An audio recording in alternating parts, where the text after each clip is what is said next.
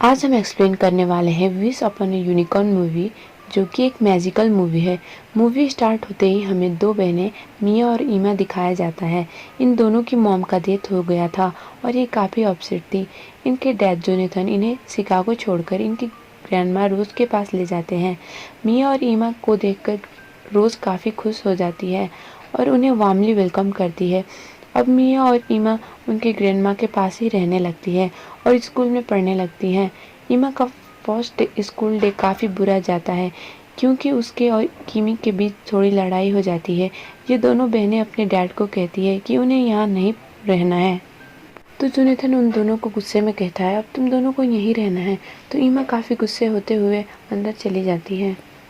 देर के बाद जोनेथन ईमा को बताता है कि उसकी मॉम को भी यहाँ रहना काफ़ी पसंद। जोनेथन को कहती है अगर उसकी मॉम को यहाँ रहना पसंद था तो जाहिर है उन्हें भी यहाँ रहना अच्छा लगेगा। नेक्स्ट सीन में हमें मिया दिखती है जो विंडो से फॉरेस्ट की तरफ देखती है और उसे कुछ मैजिकल लाइट दिखता है। मिया के मोबाइल फोन से टॉर्च ऑन करके फॉरेस्ट की तरफ जाती है और उसे एक यूनिकॉर्न नजर आता है। वो यूनिकॉर्न को देख के काफ़ी सरप्राइजिंग होती है। मिया उस यूनिकॉर्न का वीडियो भी ले लेती है और ईमा को दिखाती है, पर वो उसे कुछ रिस्पॉन्स नहीं देती है। फिर वो अपने डैड के पास जाती है और उन्हें वीडियो दिखाती है, पर उसके डैड भी उसे बिलीव नहीं करते हैं। जब मिया और ईमा मेडिकल स्टोर में जाते हैं तो मिया को उसे उसका फ्रेंड पैट्रिक दिखता है और वो उसे बताता है कि वो वहीं पे काम करता है। मिया का मुलाकात एक विली नाम का आदमी से होता है जो वहीं पे बैठा हुआ होता है। वो उन्हें कहता है कि तुम्हारे ग्रैंडमा के घर के पास की फॉरेस्ट में कुछ मैजिकल दिखता है। मिया विली को यूनिकॉर्न देखने के बारे में तो कुछ नहीं बताती है, पर वो विली से यूनिकॉर्न के बारे में काफ़ी कुछ पूछने लगती है और बताती है कि वो अपने प्रोजेक्ट के लिए पूछ रही है। विली उसे बताता है कि जो आदमी यूनिकॉर्न के हॉर्न को तोड़कर उसका ब्लड पी ले वो हमेशा के लिए अमर हो जाता है, यानी कभी नहीं मरता है। मिया रात के वक्त ईमा को उस फॉरेस्ट में जाने को कहती है। ईमा उसे कहती है कि मैं तुम्हारे साथ फॉरेस्ट में तो चली जाऊंगी, पर तुम्हें डैड को किसी तरह भी वापस शिकागो जाने के लिए मनाना पड़ेगा।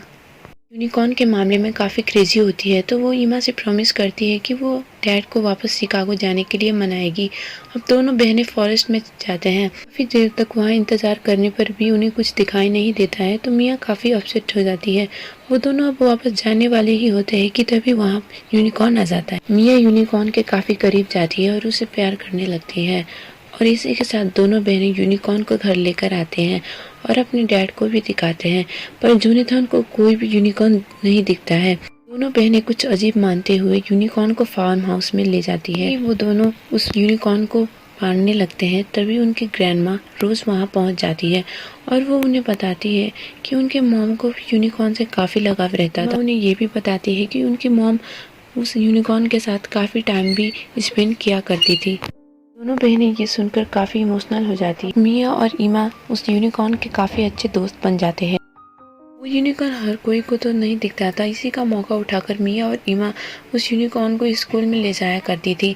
प्रोग्राम शोज में उस यूनिकॉर्न को ले जाया करती थी और कुछ मैजिकल दिखाकर सबको इम्प्रेस करती। यूनिकॉर्न के बारे में अब विली को भी कुछ पता लग जाता है, तो एक रात चुपके से मिया के फार्म हाउस में घुस आता है और उस यूनिकॉर्न के पास जाता है और उस यूनिकॉर्न के हॉर्न से कुछ मैजिकल पावर लेने लगता है।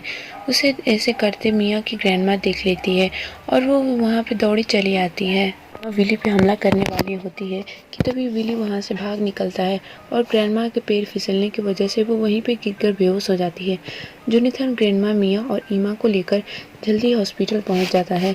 उनके साथ वो यूनिकॉर्न भी चला जाता है। यूनिकॉर्न के पास तो पहले से कुछ मैजिकल पावर होते हैं, तो वो वहाँ के बीमार बच्चों को अपनी मैजिकल पावर से ठीक करने लगता है। माँ ग्रैंड माँ से कहती है कि आप ये यूनिकॉर्न के हॉर्न को टच करें ताकि आप ठीक हो सकेंगी। माँ साफ मना कर देती है।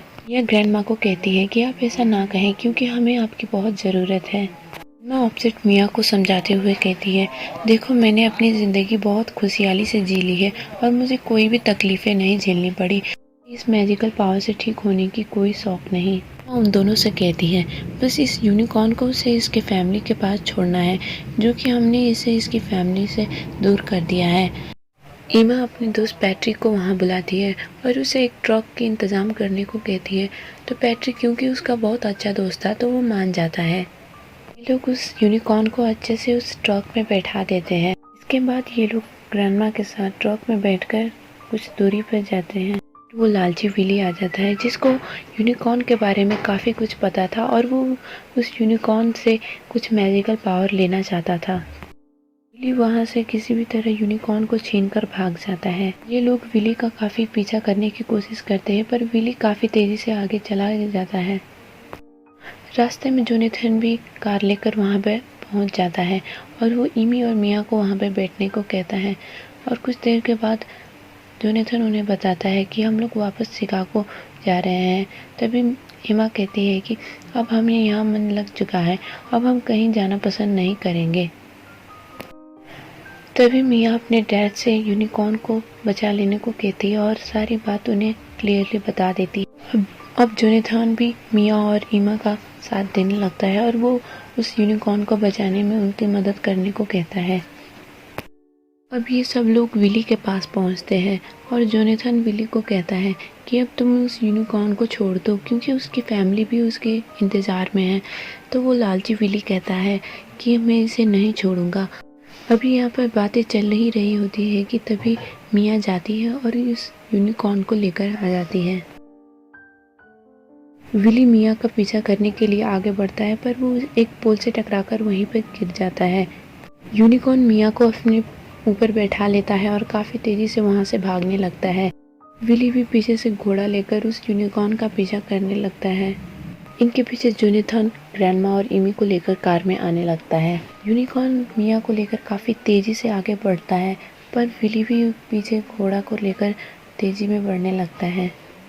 आगे काफ़ी गहरी खाई होती है तो यूनिकॉर्न मिया को लेकर आसमान में उड़ जाता है पर पीछे का विली वहीं पे गिर जाता है। जब जोनेथन ग्रैंडमा और इमा वहाँ पे पहुँचते हैं तो उन्हें लगता है कि शायद मिया उस खाई से नीचे गिर चुकी है और वो काफ़ी परेशान हो जाते हैं और वहीं पे खड़े हो जाते हैं। उस देर में उन्हें मिया यूनिकॉर्न के ऊपर बैठी आसमान में फ्लाई करते हुए नजर आती है। बहुत मैजिकल दिख रहा होता है। अब सब लोग डिसाइड करते हैं कि उस यूनिकॉर्न को उसकी फैमिली के पास भेज देंगे। तो वो सब लोग उन फॉरेस्ट में जाते हैं और यूनिकॉर्न को उसके फैमिली के पास भेज देते हैं।